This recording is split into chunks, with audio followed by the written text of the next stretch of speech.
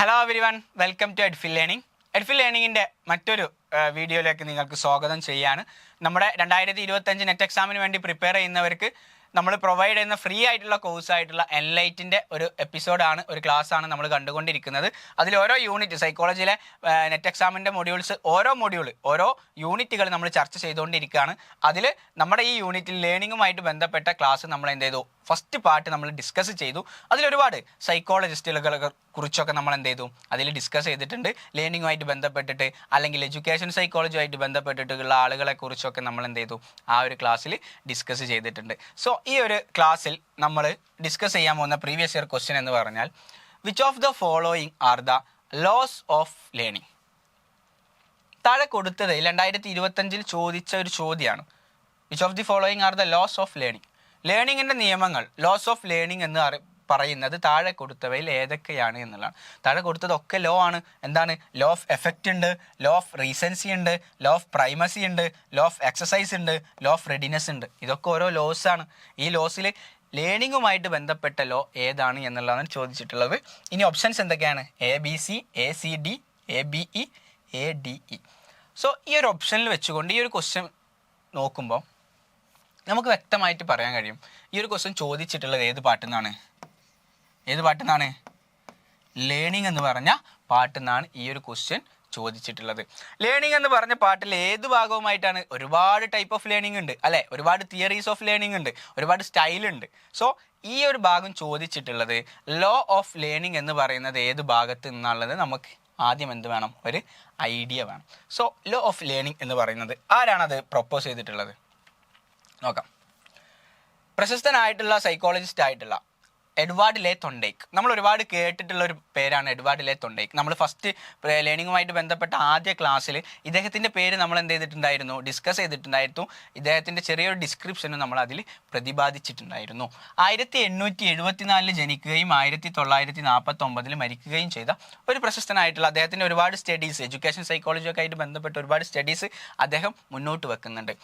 അദ്ദേഹത്തിൻ്റെ theory of കണക്ഷനിസമാണ്, അഥവാ trial and error learning എന്ന് നമ്മൾ അതിനെ പറയാറുണ്ട്. ട്രയൽ ആൻഡ് എറർ തിയറി എന്നൊക്കെ പറയാറുണ്ട്. അതിനെക്കുറിച്ച് നമ്മൾ എന്ത് ചെയ്യും? ഡിസ്കസ് ചെയ്യുന്നത്. ഇതാണ് എഡ്വാർഡ് ലെ തൊണ്ടേക്ക്. അദ്ദേഹം പറഞ്ഞ ലേണിംഗ് എങ്ങനെയാണ് ഇത് സംഭവിക്കുന്നത്, എങ്ങനെയാണ് ലേൺ ചെയ്യുന്നത് എന്ന് അദ്ദേഹത്തിൻ്റെ കൺസെപ്റ്റിലൂടെ അദ്ദേഹം പറയുന്നത്, learning is a result of associations forming between stimuli and responses.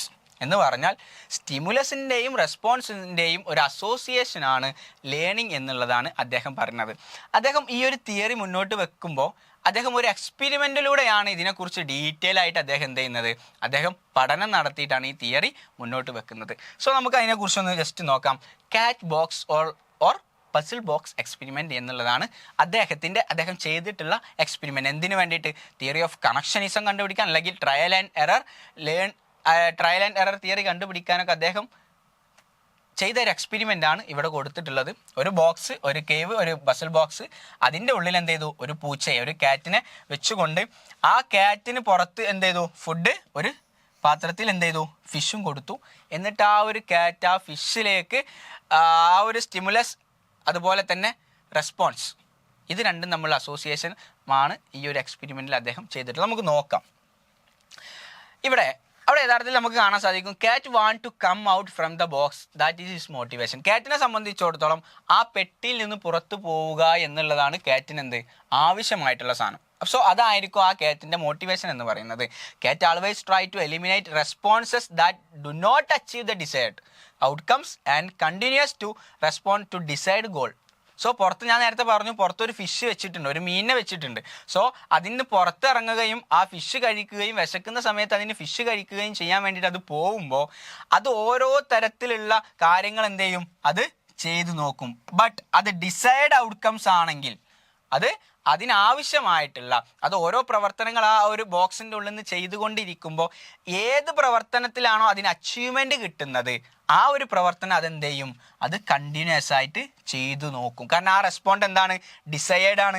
Decide ആയിട്ടുള്ള ഗോള് എന്താണ്? ഫിഷാണ്. അത് കിട്ടാൻ വേണ്ടിയിട്ടുള്ള ഓരോ പ്രവർത്തനത്തിൽ ഏതാണോ ചെയ്തതിൽ ആ ഒരു പൂച്ചയ്ക്ക് അച്ചീവ്മെൻ്റ് ആയിട്ട് തോന്നിയിട്ടുള്ളത്, എന്ത് ചെയ്യും, ആ കാറ്റ് അത് വീണ്ടും ചെയ്തുകൊണ്ടിരിക്കും, കണ്ടിന്യൂസ് ആയിട്ട് ചെയ്തുകൊണ്ടിരിക്കും. Gradually cat know how to open the door. അങ്ങനെ ഗ്രാജുവലി എന്ത് ചെയ്യും അദ്ദേഹം, ഞാൻ നേരത്തെ ബോക്സിൽ അദ്ദേഹത്തിൻ്റെ ബോക്സിൽ കാണാം ഇവിടെ ഒരു ലിവർ കൊടുത്തിട്ടുണ്ട്. ഈ ലിവറിൽ ചവിട്ടുമ്പോഴാണ് വാതിൽ തുറക്കുന്നത്.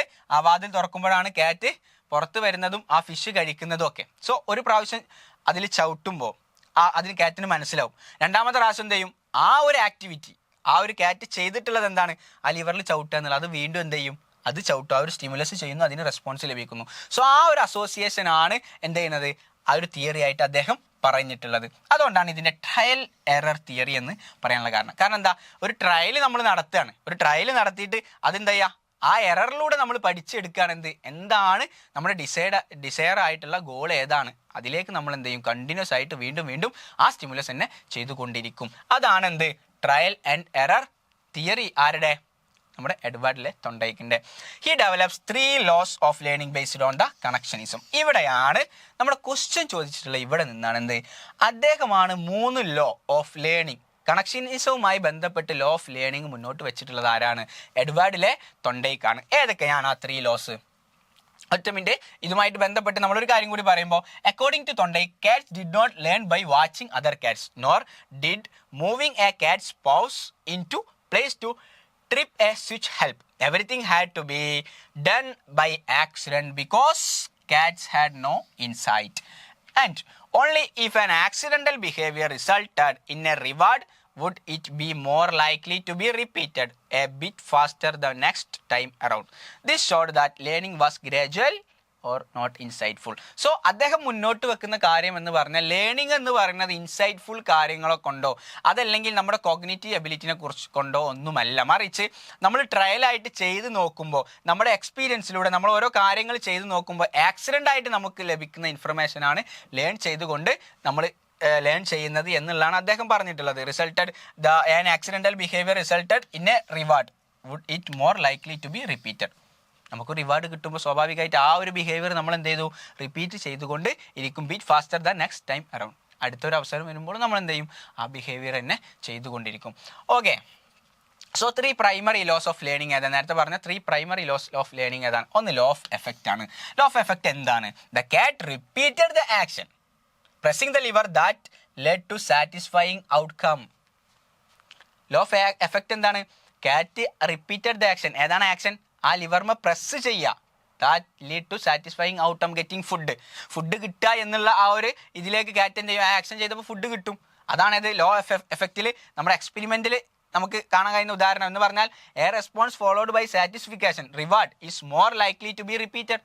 നമുക്കൊരു സാറ്റിസ്ഫിക്കേഷൻ കിട്ടിയ ഒരു ആക്ടിവിറ്റി അത് വീണ്ടും നമ്മൾ റിപ്പീറ്റ് ചെയ്യാൻ വേണ്ടിയിട്ട് ശ്രമിക്കും. One followed by discomfort, punishment എന്ത് ചെയ്യും, is likely to be repeat. അത് കുറച്ചേ എന്ത് ചെയ്യാൻ പറ്റുള്ളൂ, അത് റിപ്പീറ്റ് ചെയ്യാൻ ചാൻസ് ഉള്ളൂ എന്നുള്ളതാണ്. ഈ റിവാർഡും പണിഷ്മെൻറ്റും ഒക്കെ നമ്മൾ ഒപ്പാരൻ്റ് കണ്ടീഷനിങ്ങിൽ, ഇൻസ്ട്രുമെൻ്റൽ കണ്ടീഷനിങ്ങിലൊക്കെ എന്ത് ചെയ്യുന്നുണ്ട്, ഡിസ്കസ് ചെയ്യുന്നുണ്ട്. Okay, A child touches A hot stove and feels pain, avoid touching it again. സ്വാഭാവികമായിട്ട് ഒരു കുട്ടി ഒരു ചൂടുള്ള ഒരു സ്റ്റൗവിൽ തൊടുമ്പോൾ, ചൂട് അനുഭവപ്പെടുമ്പോൾ എന്ത് ചെയ്യും, കൈ തിരിച്ചെടുക്കുന്നു. അത് പിന്നെ എന്ത് ചെയ്യില്ല, ആ കുട്ടി ഒരു ചൂടുള്ള സ്റ്റൗവിൽ തൊടാൻ വേണ്ടി പോകില്ല. സോ അതാണ് ലോ ഓഫ് എഫക്റ്റ് എന്നുള്ളത് പറയുന്നത്. ഇനി ലോ ഓഫ് എക്സസൈസ് എന്താ? ദ മോർ കാറ്റ് practised pressing the liver the quicker it become escaping. കൂടുതൽ അത് എക്സസൈസ് ചെയ്യാണ്, പ്രാക്ടീസ് ചെയ്യാണ്. പ്രാക്ടീസ് സ്ട്രെങ്ത്സ് ലേണിംഗ് അല്ലേ? നമ്മുടെ ലേണിങ്ങിനെ പ്രാക്ടീസ് എന്ത് ചെയ്യും, സ്ട്രെങ്തൻ ചെയ്യും എന്നുള്ളതാണ് ലോ ഓഫ് എക്സസൈസിലൂടെ ആര് പറയുന്നത്, എഡ്വേർഡ് തൊണ്ടൈക്ക് നമുക്ക് പഠിപ്പിച്ചു തരുന്നത്. A student memorizing multiplication table through daily practice recalls them faster. Multiplication ടേബിളൊക്കെ ചെറിയ ക്ലാസ്സിൽ നമ്മൾ പഠിക്കുമ്പോൾ വീണ്ടും എന്ത് ചെയ്യാറുണ്ട്, നമ്മൾ പഠിക്കാറുണ്ട്. അത് ആ ഒരു റിഹേഴ്സ് ചെയ്യുമ്പോൾ, അതല്ലെങ്കിൽ ആ ഒരു കാര്യം വീണ്ടും ഡെയിലി പ്രാക്ടീസ് ചെയ്യുമ്പോൾ അത് നമുക്ക് കൂടുതലായിട്ട് മെമ്മറൈസ് ചെയ്യും. കാരണം എന്താ, പ്രാക്ടീസ് സ്ട്രെങ്ത്സ് ലേണിംഗ് എന്നുള്ളതാണ് ലോ ഓഫ് എക്സസൈസിലൂടെ പ്രതിപാദിക്കുന്നത്. ഇനി ലോ ഓഫ് റെഡിനെസ് എന്താണ്? The hungry cat was motivated ready to act reach the food. അതിലേക്ക് റീച്ച് ചെയ്യാൻ വേണ്ടിയിട്ടുള്ള ആ ഒരു readiness, learning occurs best when the learner is mentally and physically ready to act. If not ready learning cause frustration. നമ്മളൊരു learn ചെയ്യണം എന്നുണ്ടെങ്കിൽ നമ്മൾ mentally physically അതിലേക്ക് എന്ത് ചെയ്യണം, അതിലേക്ക് ആക്ട് ചെയ്യണം. അഥവാ അതിലേക്ക് കൃത്യമായിട്ട് നമ്മൾ എന്ത് ചെയ്യണം, റെഡി ആയിട്ട് നിൽക്കണം. എങ്ങനെ? മെൻ്റലി ആൻഡ് ഫിസിക്കലി റെഡി ആവണം. എന്നാൽ അതെന്ത് ചെയ്യാൻ പറ്റുള്ളൂ, ലേൺ ചെയ്യാൻ പറ്റുള്ളൂ. A student who is interested in learning English will learn faster than one who forced it. നമ്മൾ ഈ ഒരു എഡ്യൂക്കേഷൻ സൈക്കോളജി, എഡ്യൂക്കേഷനുമായിട്ട് ബന്ധപ്പെട്ടുള്ള ഏരിയ ഡിസ്കസ് ചെയ്യുമ്പോൾ യഥാർത്ഥത്തിൽ ഒരുപാട് കോൺട്രിബ്യൂഷൻസ് ചെയ്തിട്ടുള്ള ഒരു ഭാഗമാണ് ഈ ലോ ഓഫ് ലേണിംഗ് എന്നുള്ളത്. നമ്മുടെ വിദ്യാഭ്യാസ നയത്തിലൊക്കെ, നമ്മുടെ സ്റ്റുഡൻസ് എഡ്യൂക്കേഷൻ മേഖലയിലൊക്കെ ഒരുപാട് കോൺട്രിബ്യൂഷൻ ചെയ്തിട്ടുള്ളതാണ് തൊണ്ടയ്ക്കിൻ്റെ ഈ ലോ ഓഫ് ലേണിംഗ് എന്നുള്ളത്. കാരണം എന്താ, ഒരു കുട്ടിക്ക് ഫോഴ്സ് ചെയ്ത് പഠിപ്പിക്കുന്നതിന് പകരം ആ കുട്ടിയുടെ ഇൻട്രസ്റ്റ് ഉണ്ട് ഇംഗ്ലീഷ് പഠിക്കാന്നുണ്ടെങ്കിൽ അത് കൃത്യമായിട്ട് എന്ത് ചെയ്യും, പഠിക്കും, അതിന് റെഡി ആയിട്ട് നിൽക്കും എന്നുള്ളതാണ് ലോ ഓഫ് റെഡിനെസ്സിലൂടെ പറയുന്നത്. നമ്മൾ അത്ര റെഡിയാണോ ആ ഒരു ലേൺ ചെയ്യാൻ നമുക്ക് കൂടുതൽ എളുപ്പമായിരിക്കും. ഇനി ഓപ്ഷനിൽ കൊടുത്തിട്ടുള്ള വേറെ 2 ലോ ഉണ്ട്, law of recency, law of primacy. എന്താണ്? This is the memory principle about better recall of recent times.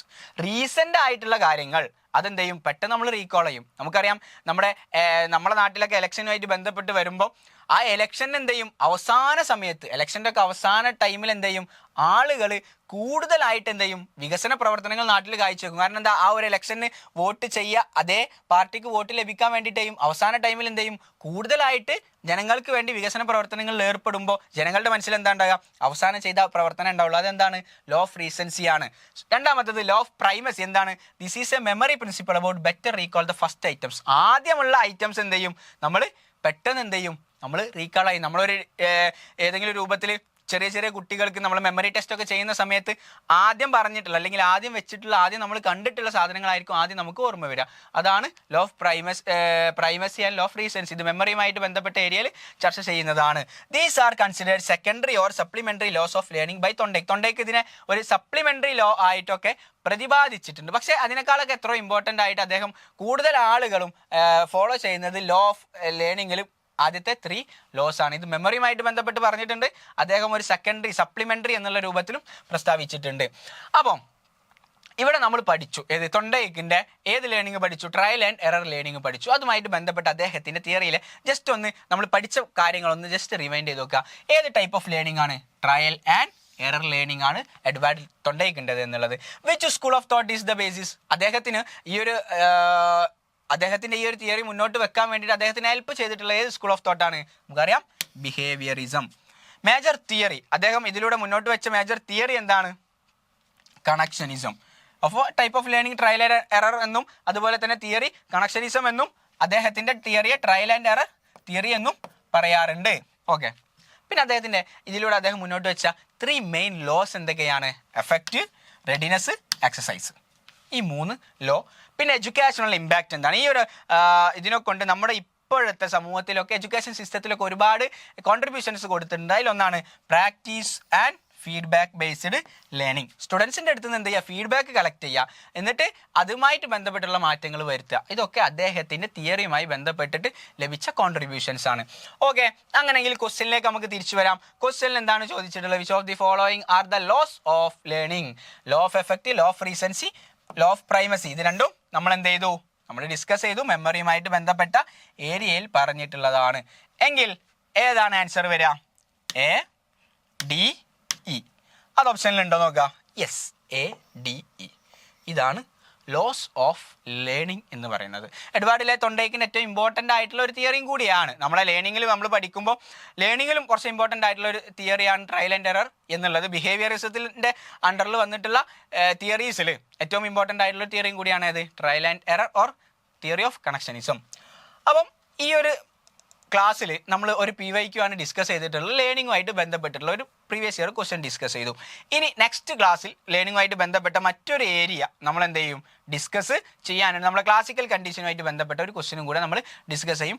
So നമ്മുടെ എൻലൈറ്റിനെ കുറിച്ച് പരിചയപ്പെടുത്തേണ്ട ആവശ്യമില്ല, നിങ്ങൾക്കൊക്കെ അറിയാം. ഫ്രീ ആയിട്ട് കൊടുക്കുന്ന പ്ലാറ്റ്ഫോമാണ് എൻലൈറ്റ് എന്നുള്ളത്. നമ്മളെ നെറ്റ് എക്സാമിന് വേണ്ടി, സൈക്കോളജി പേപ്പറിന് വേണ്ടിയിട്ട് പ്രിപ്പയർ ചെയ്യുന്നവർക്ക് ഫ്രീ ആയിട്ട് നമ്മൾ പ്രൊവൈഡ് ചെയ്യുന്ന ഒരു കോഴ്സാണ് എൻലൈറ്റ് എന്നുള്ളത്. അത് WhatsApp through daily polls, activities, വ്യാഴാഴ്ചകളിൽ നമ്മൾ 5 പ്രീവിയസ് ഇയർ ക്വസ്റ്റ്യൻസ് ഡിസ്കസ് ചെയ്യുന്നു. അതിൻ്റെ ആൻസർ പിറ്റേന്ന് ഗ്രൂപ്പുകളിൽ തന്നെ ഷെയർ ചെയ്യുകയും വെള്ളിയാഴ്ചകളിൽ നമ്മൾ യൂട്യൂബ് ക്ലാസ്സസ് പ്രൊവൈഡ് ചെയ്യും. ഒരു PYQ 2 PYQ ഡിസ്കസ് ചെയ്യുന്ന ഒരു ചെറിയ ക്ലാസ് 25-20 അല്ലെങ്കിൽ ബിറ്റ്വീൻ 10 to 20 മിനിറ്റ്സിൻ്റെ ഇടയിലുള്ള ക്ലാസ് നമ്മൾ പ്രൊവൈഡ് ചെയ്യും. അത് ജസ്റ്റ് കേൾക്കുക. സോ ഇനി വരാനിരിക്കുന്ന നെറ്റ് എക്സാമിന് നിങ്ങൾ ഇനിയും പ്രിപ്പയർ ചെയ്തിട്ടില്ല എന്നുണ്ടെങ്കിൽ ഉടനെ തന്നെ എന്ത് ചെയ്യുക, നിങ്ങൾ പ്രിപ്പയർ ചെയ്യുക. നമ്മുടെ ഈ ഒരു ഫ്രീ പ്ലാറ്റ്ഫോമിൽ നിങ്ങൾ ജോയിൻ ചെയ്യുമ്പോൾ നിങ്ങൾക്ക് അതെന്തായിരിക്കും, പഠനത്തിൽ കുറച്ചും കൂടെ ആക്കം കൂട്ടാൻ വേണ്ടി നിങ്ങൾക്ക് മോർ യൂസ്ഫുൾ ആയിരിക്കും എന്ന് നിങ്ങളോട് അഭ്യർത്ഥിക്കുകയാണ്. നിങ്ങൾ എന്താ ചെയ്യുക, നിങ്ങളുടെ വിലയേറിയ കമൻറ്റുകളൊക്കെ താഴെ നിങ്ങൾ കമൻറ്റ് ചെയ്യുക. അതുപോലെ ഈ വീഡിയോ ഷെയർ ചെയ്യുക, മാക്സിമം ആളുകളിലേക്ക് എത്തിക്കുക. സോ ഇതോടുകൂടി ഇന്നത്തെ ക്ലാസ് അവസാനിക്കുകയാണ്. താങ്ക്